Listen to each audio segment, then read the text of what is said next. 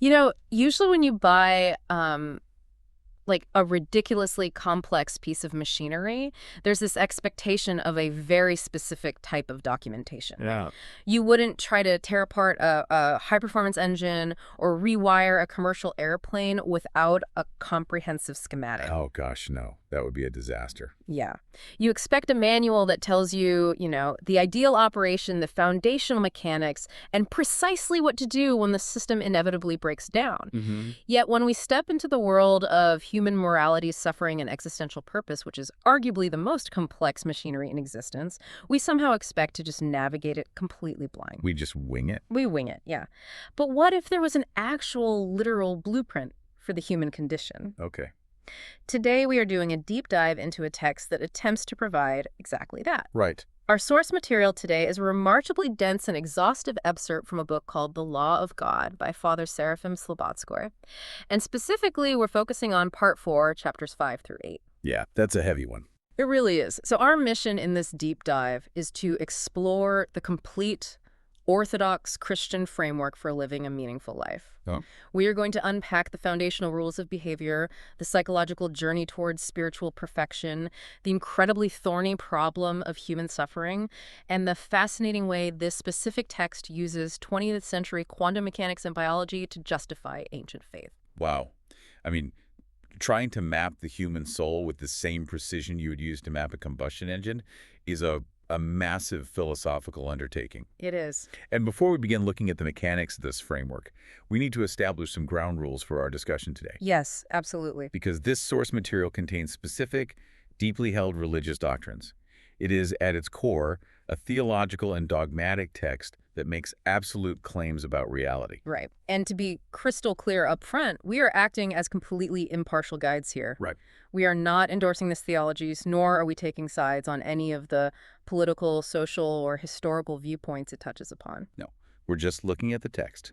Exactly. Our goal is to unpack the architecture of these ideas exactly as they are presented in the original text. We want you to understand how this specific worldview operates, how it justifies its own rules, and how it synthesizes morality and science. Mm-hmm. So, according to this blueprint, before human beings can even begin to strive for higher philosophical concepts or spiritual enlightenment, they require a baseline operating system for right and wrong. They need the foundation. Right.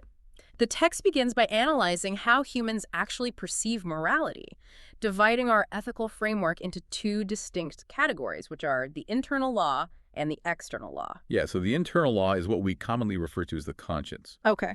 But the text goes far beyond a secular understanding of conscience. Like, it's not just a psychological byproduct of evolution or societal conditioning. Right. It's not just feeling bad because society says so. Exactly. It defines the conscience as the literal voice of God present in every single person. Wow. And the mechanism it describes is essentially a spiritual feedback loop. When a person aligns with good, this internal law rewards them with profound inner peace. Okay. But when they deviate, it actively torments them with pangs of guilt. Oh, I see. However, the text makes a critical assertion about the fragility of this internal law. It argues that following the fall of Adam and Eve, the foundational human faculties, so the minds, the heart, and the will, they became fundamentally darkened. So they're broken. Yeah, weakened. When I was reading this section, the best way I could conceptualize this fragility was to think of the conscience like a smoke detector in a kitchen. Oh, that's a good analogy. Like if you burn your toast every single morning and every morning that alarm goes off, you might wave a towel at it to clear the air for a few days. Right, just to get it to stop beeping. Yeah. But eventually, rather than changing how you cook, you just reach up and take the batteries out of the detector because the noise is annoying. And the text is arguing that since the beginning of human history, humanity has essentially taken the batteries out of its own internal alarm system. They've silenced it. Right. It explicitly states that the conscience can fall asleep by degrees and die. Wow. Which results in individuals who are completely devoid of this internal compass. So the psychological realism there is really striking. I mean, the text acknowledges that an internal feeling of right and wrong is completely insufficient to maintain societal or spiritual order. Because we just ignore it. Because humans possess an infinite capacity to rationalize their own destructive behavior. Oh, absolutely, yeah. So because that internal law is fundamentally compromised, An external law became an absolute necessity. Okay. The text argues that God had to provide an objective, unchangeable standard from the outside to force humans to confront their own corrupted nature. To kind of wake them up. Right, to keep them in what it calls fear of their conscience. And that external hard-coded standard is the Ten Commandments. Which, when I initially saw we were covering the Ten Commandments in this deep dive, I expected a dry repetition of ancient historical rules. Sure, just the basics. Yeah, thou shalt not do this, thou shalt not do that. But the text completely reframes them psychologically for a modern audience. It does. It divides the commandments into two distinct categories. So the first four govern the psychological disposition toward God, and the remaining six govern outward behavior toward your neighbor. Okay. And the interpretation of the first and second commandments, which deal with idolatry and the prohibition against graven images, it completely surprised me. How so? Well, for a modern believer, idolatry is usually framed as bowing down to a golden calf in a desert, right? Like ancient superstition. Yeah. But the text aggressively defends its own practices against accusations of idolatry, particularly regarding the veneration of holy icons. Right, because that's a big point of contention. It is. It notes that various Protestant denominations and sectarian groups frequently criticize the Orthodox practice of praying before painted images. But the text clarifies the theological mechanism at play here. An icon is merely a likeness. A likeness. Right. It traces the English word icon back to the Greek word for image or likeness. So the argument is that honoring an icon is identical to keeping a photograph of a beloved family member on your desk. Oh, wow. Okay. You are not attributing magical powers to the photographic paper or the ink. You are directing your affection toward the person depicted. Oh, I see. And the text even cites the Old Testament, pointing out that Moses himself was instructed to place golden likenesses of cherubim on the Ark of the Covenant. Right. So it's arguing that God clearly does not forbid all imagery. Exactly. But where the psychological reframing really hits home is how the text defines true modern idolatry. Because if bowing to a painting is an idolatry, what is? Right. The text claims that true idolatry is the worship of human passions. Passions. Yeah, it categorizes greed, gluttony, pride, and vanity as literal false gods. Wow. If someone is obsessed with accumulating wealth, their love of gain has become their idol. That makes a lot of sense.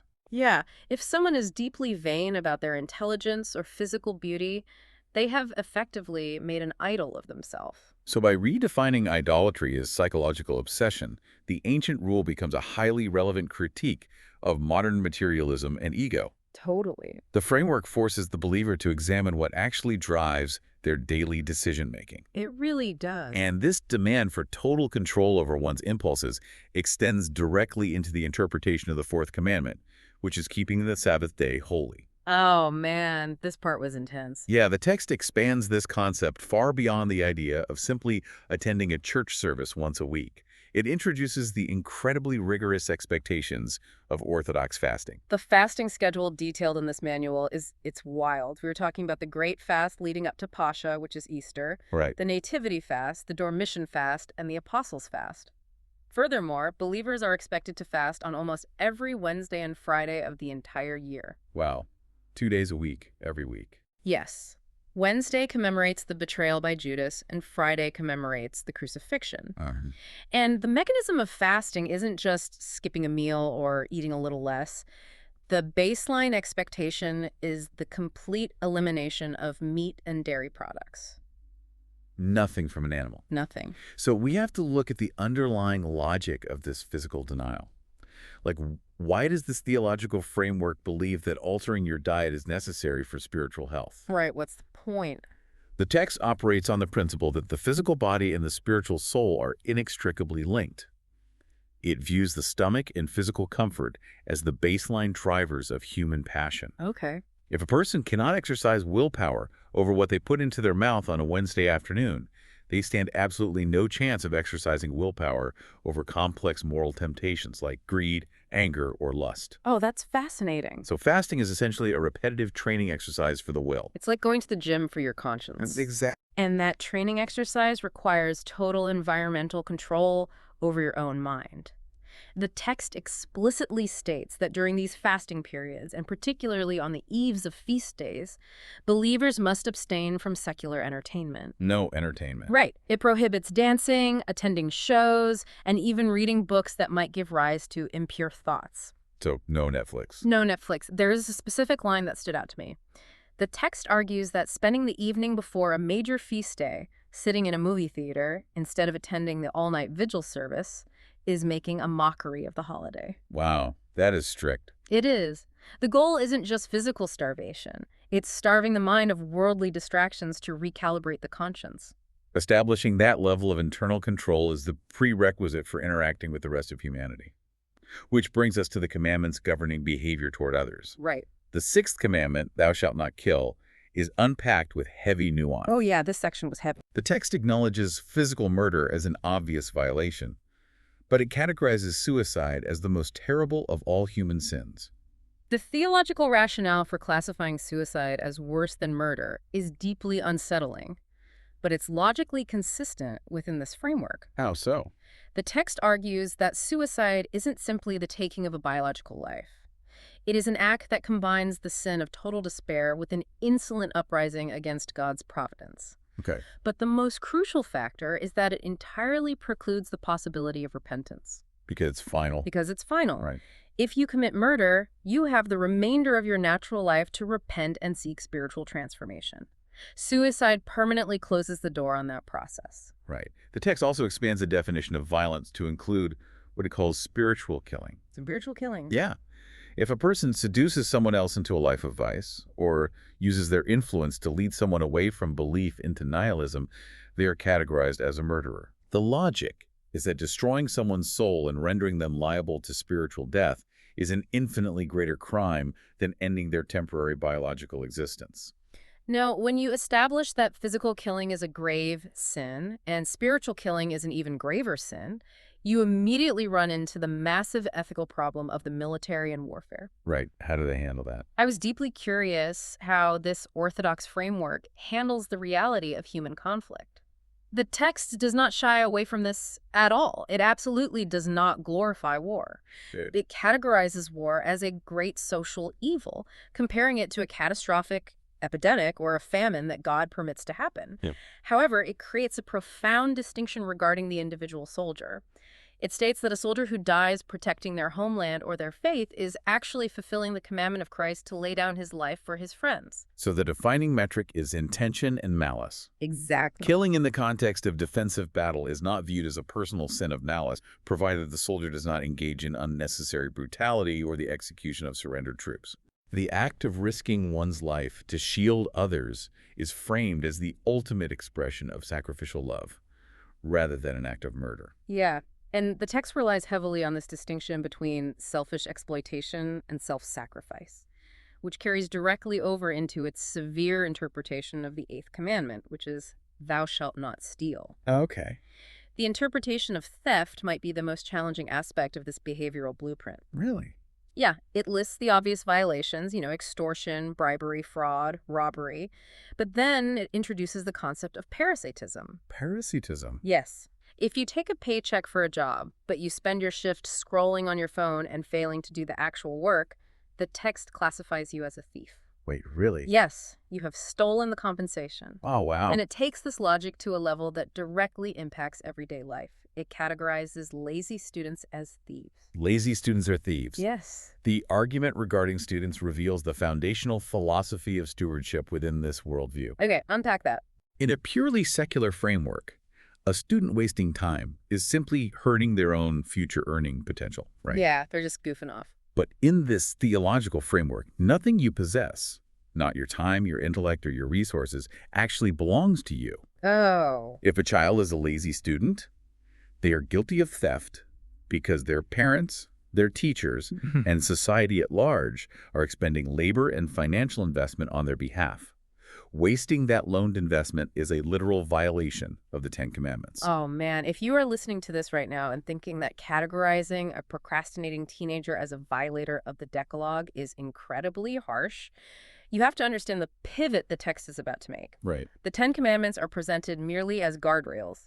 They exist to keep a fundamentally corrupted human nature from driving society off a cliff. Just basic safety. Yeah, they are the Old Testament rules of restraint. They stop the bleeding. Yeah. But once the bleeding is stopped, how do you actually build spiritual muscle? The text shifts from the prohibition of sinful acts to the cultivation of a perfect psychological disposition.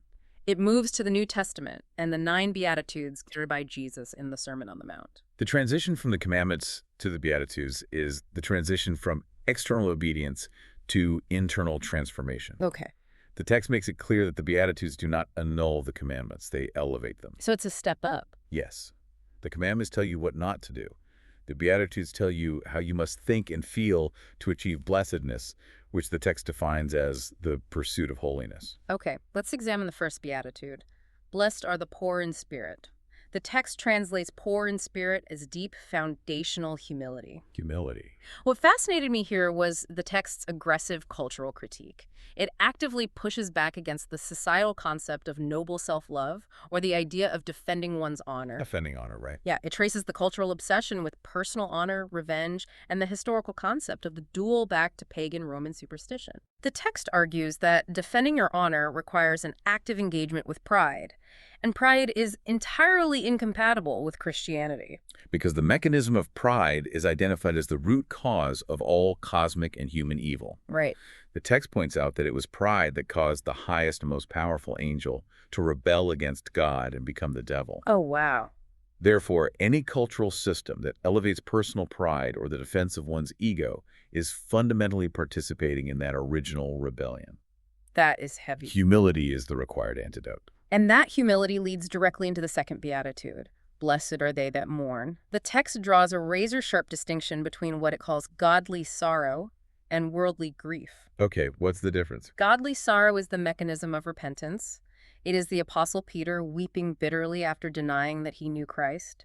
It is the sorrow over your own failings or deep empathy for the suffering of others that actively motivates you to perform acts of mercy. Okay, so worldly grief, on the other hand, is driven entirely by the ego. It is the despair a person feels over lost ambition, lost wealth, or a damaged reputation. Like losing your job or something. Exactly. And the text uses Judas as the ultimate archetype of worldly grief. Oh, wow. When his plans collapsed, he experienced grief. But it was a grief devoid of hope or repentance, leading directly to his suicide. Worldly grief destroys the soul, whereas godly sorrow cleanses it. Yeah. And a person who operates with total humility and godly sorrow is inevitably going to collide with a world that operates on pride and ambition. Oh, absolutely. The text anticipates this collision in the 8th and 9th Beatitudes, which deal with being persecuted and reviled for the sake of righteousness. Right. This leads to a heavy emphasis on the concept of martyrdom. The text doesn't just ask the reader to take on faith that early Christians died willingly. It points to historical Roman court protocols. Court protocols. Yeah, it argues that the scribes who took official shorthand records of these imperial trials inadvertently preserved highly trustworthy accounts of Christians actually rejoicing while facing unspeakable torture. That is wild. Yeah. The psychology behind a martyr rejoicing in torture requires a complete reorientation of value. It has to. For the martyr, physical survival is no longer the ultimate good. The temporary destruction of the biological body is viewed as a minor transition cost compared to the eternal reward of remaining faithful to God. Right. The internal law has entirely overridden the biological instinct for self-preservation.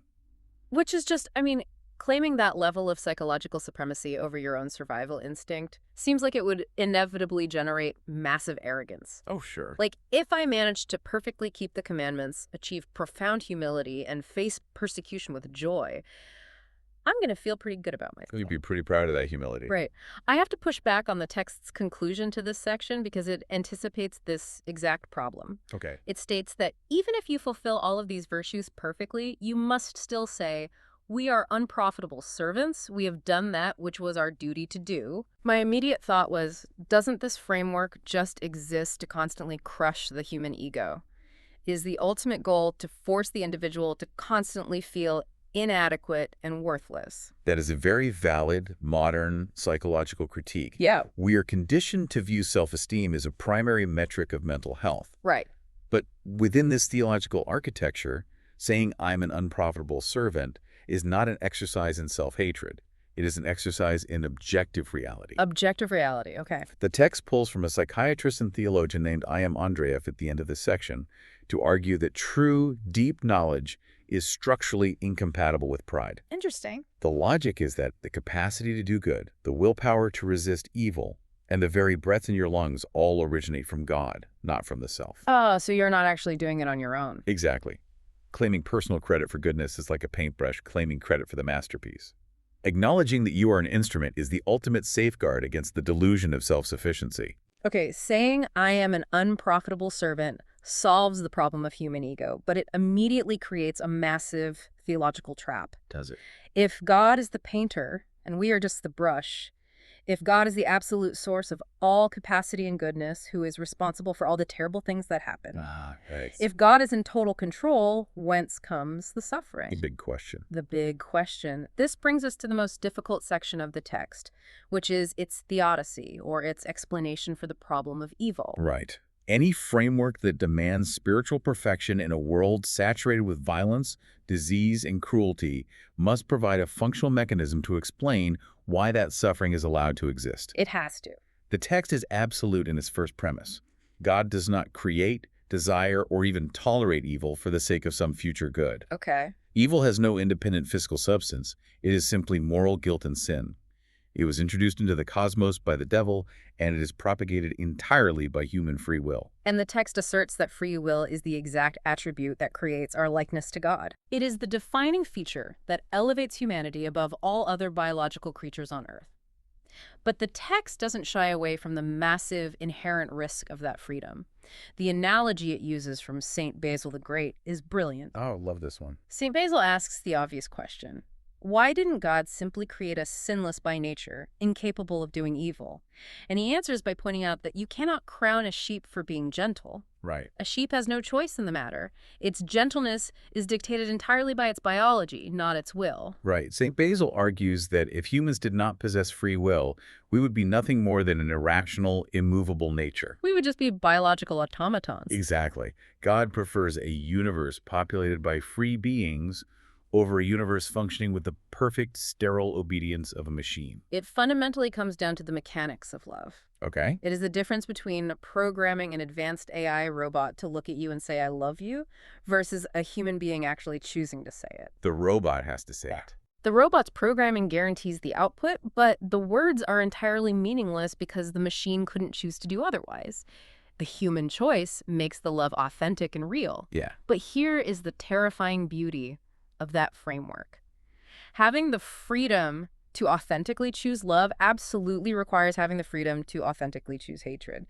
The door of free will must swing both ways, or it isn't a door at all. So the internal cause of all human suffering is man's free will deciding to walk through that door toward hatred. Right. But the text does not stop there. It adds a second, highly complex component to its explanation of evil.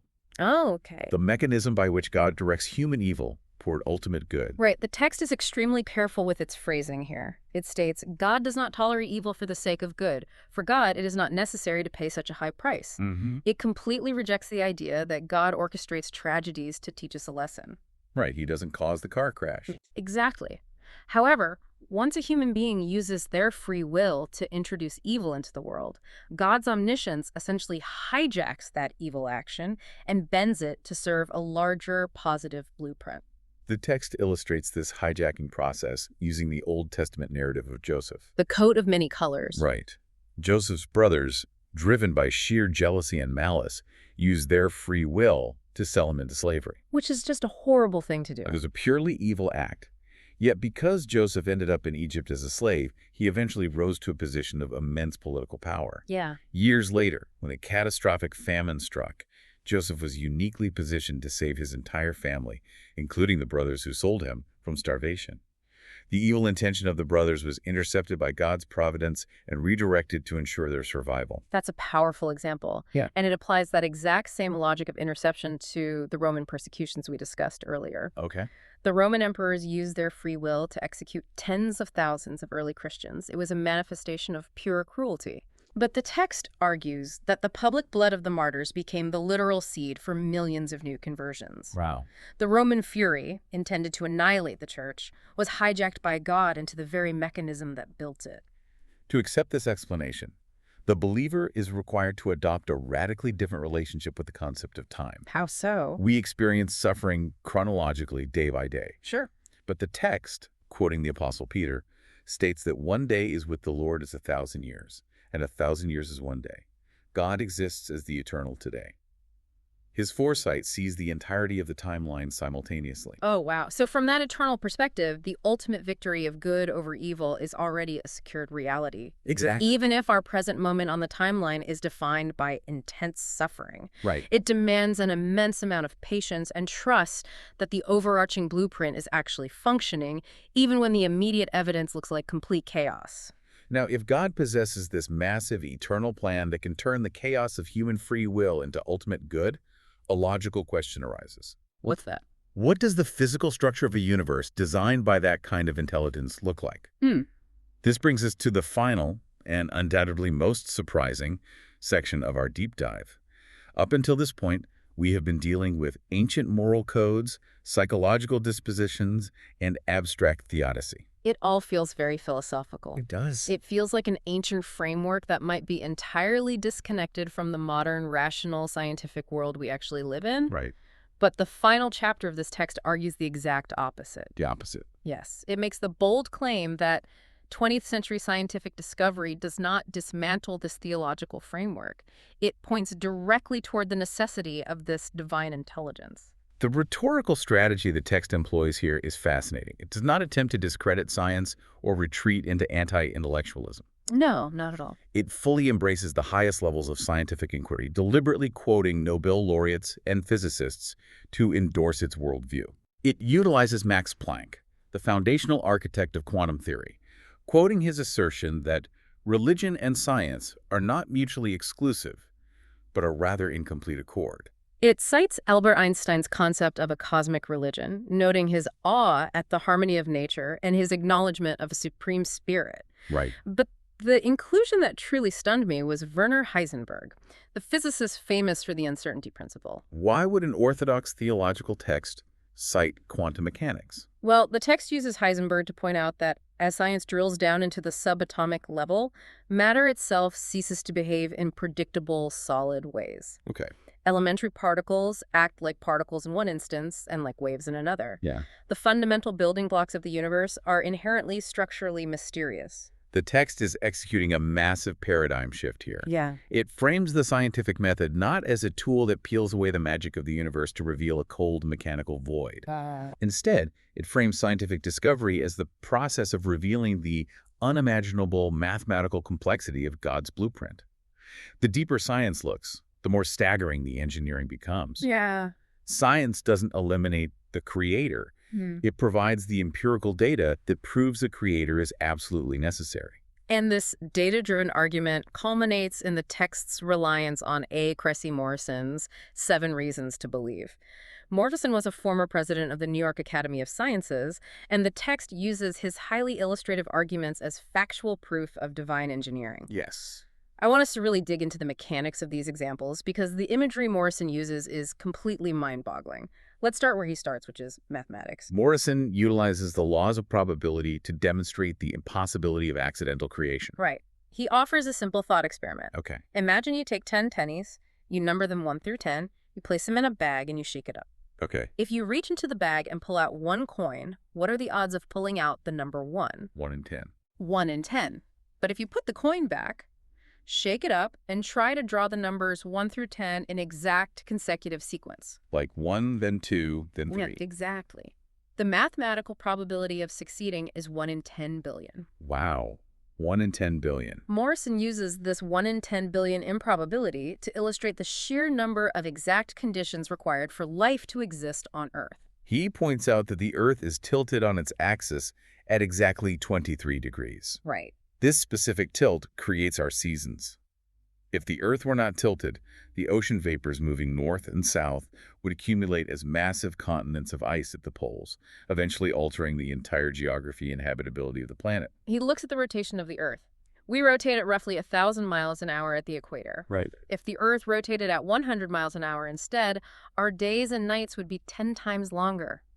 The prolonged exposure to the sun would literally burn up all the vegetation during the day. Just scorch it. Yes, and whatever survived would freeze during the 10 times longer night. Huh. He points out that if the moon were just 50,000 miles away from the Earth, instead of its current distance, the gravitational pull would create tides so massive that they would completely submerge all the continents underwater twice a day. Twice a day. The mathematical precision required just for humanity to not die immediately is staggering. Once the text establishes the macro-level mathematical tuning of the cosmos, it shifts its focus to the micro-level mysteries of biology, Right. specifically targeting the concept of instinct.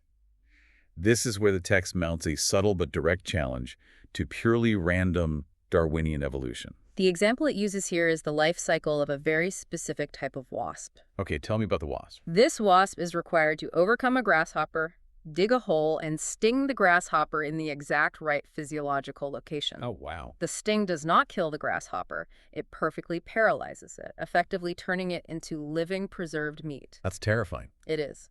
The wasp then lays its eggs on the paralyzed insect, seals the hole, flies away, and dies. We have to analyze the mechanism of this behavior. Yeah. The mother wasp never meets her young. She cannot teach them how to do this.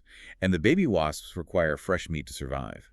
If the mother wasp accidentally killed the grasshopper, the dead meat would rot and become poison to the larvae. The mother wasp has to execute this complex surgical procedure perfectly on the very first try every single time, or the entire species goes extinct. Wow. Morrison asks the obvious question: how does the wasp possess this highly specialized knowledge? Right. He brings up another example, the migration of the European eel. These creatures travel from the ponds and rivers of Europe, migrating across thousands of miles of ocean to reach the deep abysses south of Bermuda, simply to breed and die. And then the newborn eels, possessing no guides and having never seen Europe, navigate all the way back across the ocean to populate the exact same rivers and ponds their parents left. It's unbelievable. The text refuses to accept instinct as a sufficient secular explanation for this phenomenon. It treats this inherited complex knowledge not as a lucky byproduct of millions of years of random mutation, but as an undeniable deposit of divine programming placed directly into the neurology of the creature. If the wasp and the eel show divine programming at the behavioral level, the text then zooms in even closer to the absolute microscopic level, which is genetics. Yes. The statistic Morrison provides here is incredibly hard to wrap your head around. What is it?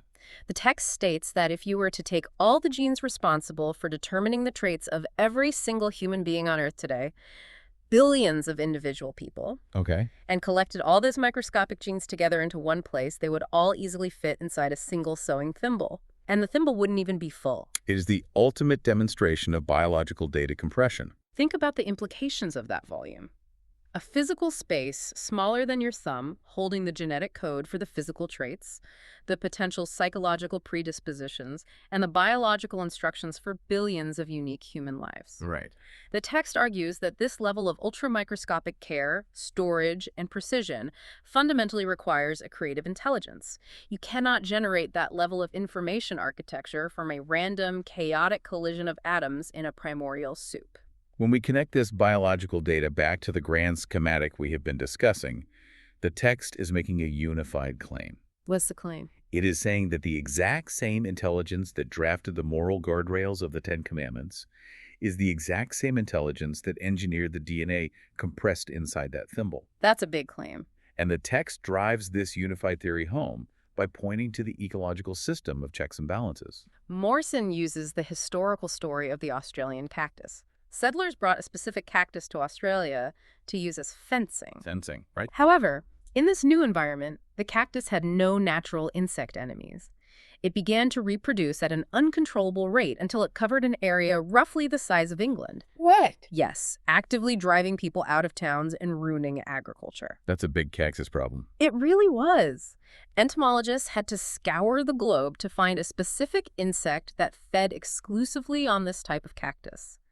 They introduced the insect to Australia, and it rapidly multiplied, wiped out the overgrowth, and restored the ecological balance. The restoration of balance is impressive, but the text forces the reader to take the logic one step further. Okay. If insects possess the capacity to multiply so rapidly and consume so aggressively, why haven't insects simply overrun the entire planet and destroyed all human life? The explanation provided is terrifyingly specific. Oh, yeah. The text notes that insects do not possess a centralized respiratory system with lungs like mammals do. They breathe through a network of microscopic tubes located along their bodies. Okay. Because of this specific physiological structure, insects physically cannot grow beyond a certain size. Why not? If they grew larger, the tubes would be unable to draw in enough oxygen to supply the increased body mass, and they would suffocate. Ah, The text points out that if this specific physical check did not exist, if their respiratory system evolved slightly differently, we could be dealing with hornets and bumblebees the size of lions. lion-sized bumblebees. Yeah. It sounds like an image pulled straight from a science fiction novel, but the underlying argument is deadly serious. Is. The text uses the breathing tubes of an insect to argue that the universe is not a chaotic, uncaring accident. It's a finely tuned machine, complete with hard-coded physical limits that specifically allow human life to flourish. So we really have to look back at the entirety of what we have unpacked today. We started this deep dive looking for a manual for the complex machinery of the human condition. Right. We journeyed through the uncompromising external rules of the Decalogue, where even a procrastinating student is held accountable as a thief. We examined the internal psychological disposition required by the Beatitudes, redefining humility and mourning. We navigated the brutal reality of human free will and the eternal perspective required to understand God hijacking evil for a greater good. Yes. And finally, we examined the mathematical probability of the Earth's tilt and the microscopic wonders of genetic data compression. It is an exhaustively cohesive worldview. It really is. It manages to synthesize ancient moral laws, the existential trauma of human suffering, and the empirical data of modern science into a single, unified narrative governed by a divine intelligence. Right. Whether a listener personally shares this faith or remains skeptical of its dogmatic claims, understanding how these disparate pieces lock together provides a profound structural window into the Orthodox Christian mind. And as we wrap up our exploration of this manual, there is one final piece of the puzzle that we haven't touched on yet. Oh. We covered 6 of A. Cressy Morson's 7 reasons for believing in God.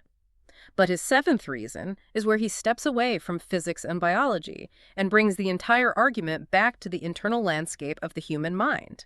It leaves us with a truly fascinating philosophical question. Yeah. Morson's 7th reason for the existence of God is the phenomenon of human imagination. He argues that imagination is a unique, exclusive human capacity. No other biological creature possesses the ability to conceptualize a reality that does not physically exist in front of them. Right. It is the tool that allows us to conceive of God in the first place. So here's a thought for you to mull over until our next deep dive. Yeah. We rely entirely on human imagination to formulate our greatest scientific hypotheses. A physicist has to use their imagination to visualize the behavior of the quantum realm or to picture the edges of the expanding universe long before they can build the instruments to prove those things empirically exist. That's true. The text argues that this exact same cognitive tool is what drives our deepest theological and spiritual connections. If imagination is the primary engine for both our highest scientific breakthroughs and our deepest spiritual reflections, does that mean our creative daydreams aren't just biological fantasies? No. Are they, in fact, the closest thing humanity has to a genuine built-in sixth sense for perceiving the ultimate reality of the universe? It might just be the most important feature detailed in the entire schematic. A built-in sensor for the divine. Thank you for taking this deep dive with us.